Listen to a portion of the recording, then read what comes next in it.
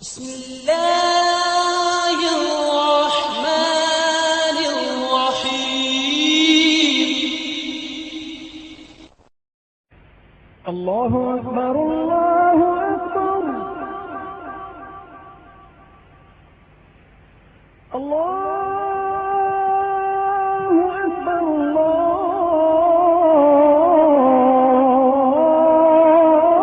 الله أكبر. والسلام على سيدنا محمد وعلى آله وصحبه أجمعين. قال الله تعالى في القرآن العظيم والفرقان المجيد: أعوذ بالله من الشيطان الرجيم. بسم الله الرحمن الرحيم. والذين آمنوا واتبعتهم ذريتهم بإيمان ألحقنا بهم ذريتهم وما ألتناهم من عملهم من شيء كل امرئ بما كسب رهين. وقال النبي رسول الله صلى الله عليه وسلم: إذا مات الإنسان انقطع عنه عمله إلا من ثلاث: صدقة جارية أو علم ينتفع به أو ولد صالح يدعو له، كما قال عليه الصلاة والسلام. புகழனைத்தும் அல்லாஹ் ஒருவனுக்கே உரித்தாகட்டுமாக. அல்லாஹ்வுடைய சாந்தியும் சமாதானமும் அவருடைய கருணையும் நம் காருண்ய நபி ரசூலுல்லாஹி ஸல்லல்லாஹு அலைஹி வஸல்லம் அன்னவர்கள் மீதும், அன்னாரின் பரிசுத்த குடும்பத்தினர்கள், சத்திய சஹாபாக்கள், நித்திய தாபீன்கள், அம்பியாக்கள், அவுலியாக்கள், குறிப்பாக இந்த உலகில் இருக்கும் நம் அனைவர்கள் மீதும் உண்டாவதாக. ஆமீன்.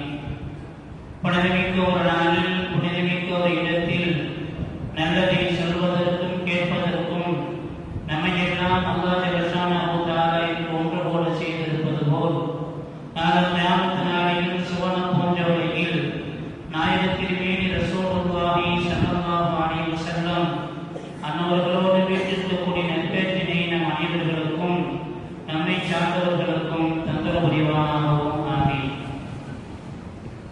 கண்ணியத்திற்குரியவர்களே, உலக வாழ்வில் எண்ணற்ற பல கொடைகளை அல்லாஹ்வின் புறத்திலிருந்து நாம் பெற்றிருக்கிறோம். அது நம்முடைய உடல் ஆரோக்கியமாக இருக்கலாம், அல்லது அல்லாஹ் நமக்கு தந்த பொருளாதார வசதி வாய்ப்புகளாக இருக்கலாம். இப்படி பல்வேறு ஞானத்துகளை, அருளை, அருட்கொடைகளை அல்லாஹ்வின் புறத்திலிருந்து நாம் பெற்றிருந்தாலும், அந்த அருட்கொடைகளில் மிகச்சிறந்த அருட்கொடையாக அல்லாஹ் ஒரு மனிதனுக்கு தந்திருப்பது அவருடைய சந்ததிகள், அவருடைய குழந்தைகள் என்பதை நாம் கவனத்தில் கொண்டிருக்கிறோம். ஏனென்று சொன்னால், எவ்வளவுதான் சொத்து சுகங்கள், மாட மாளிகைகள், எல்லா வசதிகளும் இருந்தும் கூட தனக்கென்று ஒரு சந்ததி இல்லை என்று சொன்னால், அது மனிதனிடத்திலும் சமூகத்திலும் ஒரு குறையாகவும், எவ்வளவுதான் இருந்தாலும் அது ஒரு குறையாகத்தான் கருதப்படுகிறது என்பதை நாம் கவனத்தில் கொண்டிருக்கிறோம். அந்த அடிப்படையில் அல்லாஹ் எண்ணற்ற அற்புடைகளை நமக்கு தந்திருந்தாலும், அந்த அற்புடைகளில் மிகச்சிறந்த அற்புடையாக அவன் நமக்கு தந்திருப்பது அவன் நமக்கு தந்த சந்ததிகள் என்பதை நாம் நினைவு கூறுகிறோம். அந்த அடிப்படையில் அல்லாஹ் தஆலா குழந்தை செல்வங்களை சொல்லும் பொழுது, யஹபுல் லிமன் யஷாஉ இனாஸன் வ யஹபுல் லிமன் யஷாஉ ذُكُورًا. நாம் நாடியவர்களுக்கு ஆண் குழந்தைகளை அன்பளிப்பாக வழங்குகிறோம், பெண் குழந்தைகளை அன்பளிப்பாக கொடுக்கிறோம் என்று அல்லாஹ் குழந்தைகளை அன்பளிப்பு என்று சொல்லித் தருகிறார். அந்த அடிப்படையில் அல்லாஹ்வினால் நமக்கு தரப்பட்ட அந்த அன்பளிப்புகள், அருட்கொடைகள், அது நம்மிடத்தில் அமானிதமாக தரப்பட்டிருக்கிறது. அந்த அமானிதத்தை எப்படி நாம் கையாளுகிறோம் என்பதை நம்மில் ஒவ்வொருவரும் கவனத்தில் கொள்ள வேண்டும். காரணம், அந்த அற்புடைகளை பற்றியும் நாளை விசாரணை செய்யப்படுவோம், அந்த அமானிதத்தை பற்றியும் அல்லாஹ்விடத்தில் விசாரணை லதுஸ்அலுன்ன யௌமஇதின் அனின் நஈம். மனிதனுக்கு வழங்கப்பட்ட அருட்கொடைகளை பற்றி நாளை நீங்கள் விசாரிக்கப்படுவீர்கள் என்பதை அல்லாஹ் சூரத்து தகாசுர் அல்ஹாக்கும் முத்தகாத் என்ற சூராவுடைய கடைசி வசனத்தில் அவர் தந்த நியமத்துகளுக்கு அருட்கொடைகளுக்கு நாம் விசாரிக்கப்படுவோம் என்று சொல்கிறார். அந்த அருளால் கிடைத்த அந்த குழந்தைகளுடைய விஷயத்தில் நாம் அல்லாஹ்விடத்தில் விசாரிக்கப்படுவோம், அந்த அமானியத்தை பற்றி விசாரிக்கப்படுவோம் என்பதையும் நாம் கவனத்தில் கொள்ள வேண்டும். அந்த அடிப்படையில் இன்றைக்கு குழந்தைகளுடைய விஷயத்தில் மிகுந்த கவனமும் பொறுப்பும் ஒவ்வொரு பெற்றோருக்கும் இருக்கக்கூடிய நிலைகளில் நாம் இருக்கிறோம். காரணம் என்ன? இன்றைக்கு எங்கு பார்த்தாலும் குழந்தைகளை ஆதிக்கம் செலுத்தக்கூடிய சிறுவர் சிறுமிகளை ஆதிக்கம் செலுத்தக்கூடிய வெளிக்காரணிகளாக இருக்கக்கூடிய மொபைல் அல்லது மொபைலில் விளையாடக்கூடிய கேம் விளையாட்டுகள் போன்ற விஷயங்கள் இன்றைக்கு பரவலாக குழந்தைகளை அது ஆதிக்கம் கொண்டிருப்பதனால் அந்த குழந்தைகளுக்கு தேவையான கல்வி வழியையும் பண்புகளையும் ஒழுக்க மாண்புகளையும் ஒழுக்க நெறிகளையும் கற்றுக் கொடுப்பது என்பது மிக சவாலான ஒரு காலகட்டத்தில் நாம் வாழ்ந்து கொண்டிருக்கிறோம். எப்படி ஒரு நாட்டிற்கு பாதுகாப்பாக இருக்கக்கூடிய ராணுவ வீரர்கள் பல்வேறு சவால்களை எதிர்கொண்டு அந்த நாட்டையும் அந்த நாட்டு மக்களையும் பாதுகாப்பதற்கு போராடுவது அவர்கள் போராடுவதை போல இன்றைக்கு ஒவ்வொரு பெற்றோரும் ஒவ்வொரு பொறுப்புதாரிகளும் தன்னுடைய பொறுப்பின் கீழுள்ள அந்த குழந்தைகளுடைய விஷயத்தில் மிகுந்த போராட்டத்தோடு வாழக்கூடிய ஒரு காலகட்டத்தை நாம் அடைந்திருக்கிறோம். காரணம் என்ன? அல்லாஹ் தஆலா திருமறையில் குழந்தைகளுடைய விஷயத்தில் நாம் எப்படி நடந்து கொள்ள வேண்டும், அவர்கள் எப்படி அந்த குழந்தைகளை இஸ்லாத்தினுடைய நிலையில் அவர்களை வளர்க்க வேண்டும் என்பது போன்ற விஷயங்களை குர்ஆன் நமக்கு சொல்லித் தரும்.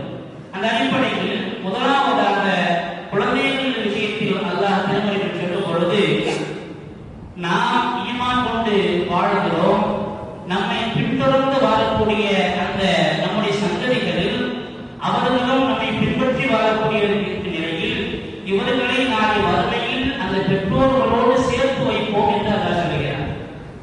அப்ப அந்த அடிப்படையில் ஈமானிய விஷயங்களில் பெற்றோரை பின்தொடரக்கூடிய குழந்தைகளாக உருவாக்கி இருக்க வேண்டிய பொறுப்பும் கடமையும் ஒவ்வொரு பெற்றோருக்கும் இருக்கிறது. நாம் கொடுக்கிறோம், நாம் வணங்குகிறோம், இன்னொரு அமல்களை நாம் செய்கிறோம் என்பதோடு மட்டுமல்லாமல் நம்மை பின்பற்றி வரக்கூடிய சந்ததிகளாக அந்த சந்ததிகள் உருவாக்கி இருக்க வேண்டும். அல்லாஹ் திருமறையில் சொல்கிறான், வல்லதீன ஆமனு வத்தபஅத்துஹும் ذُرِّيَّتُهُم بِإِيمَانٍ.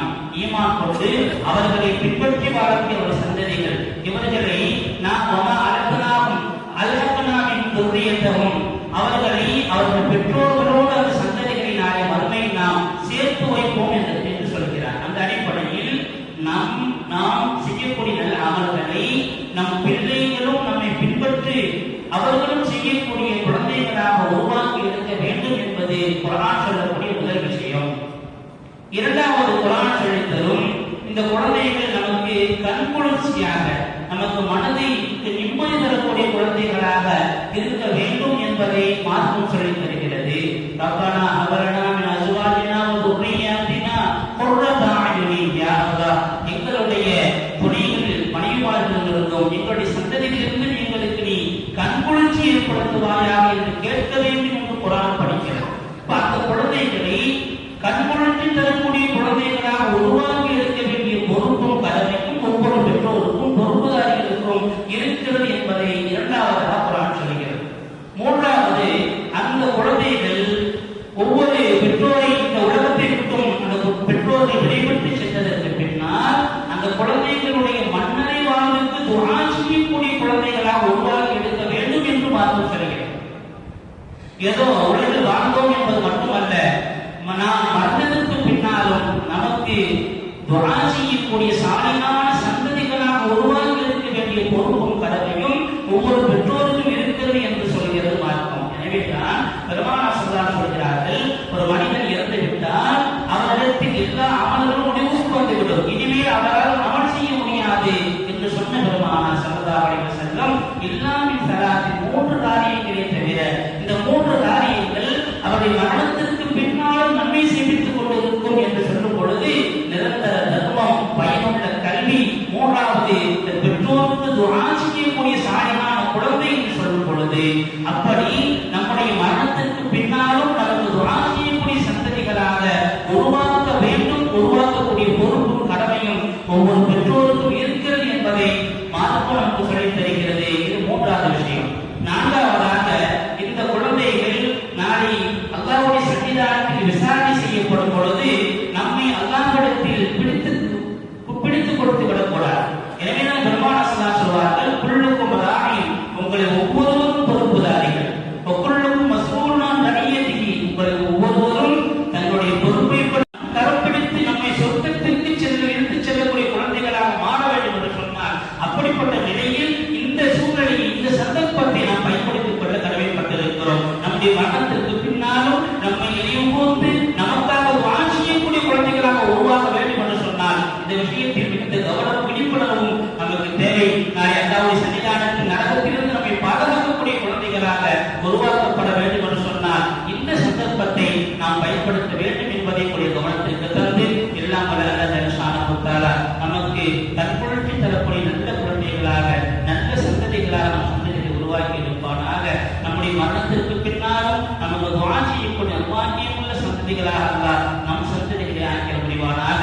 நாளை வறுமையில் அல்லாஹ்வுடைய சன்னிதானத்தில் விசாரிக்கப்படும் பொழுது, யா அல்லாஹ், நல்ல முறையில் எங்களுக்கு கல்வியை கற்றுக் கொடுத்தார்கள், நல்ல ஒழுக்கங்களை எங்களுக்கு கற்றுக் கொடுத்தார்கள், எனவே இவர்களை எங்களோடு சேர்ந்து சொர்க்கத்திற்கு அனுப்பிவிட்டு நம்மோடு நம்மையும் சொர்க்கத்திற்கு அழைத்து செல்லக்கூடிய குழந்தைகளாக அல்லாஹ் நம் சந்ததிகளை ஆக்கிய முடிவானாக. ஆமீன். பிஹுர்மத்தி நபியினா முஹம்மது ஸல்லல்லாஹு அலைஹி வஸல்லம், பிஹுர்மத்தி அன்பியாஇல்லாஹ். سبحانك اللهم وبحمدك أشهد أن لا إله إلا أنت أستغفرك وأتوب إليك.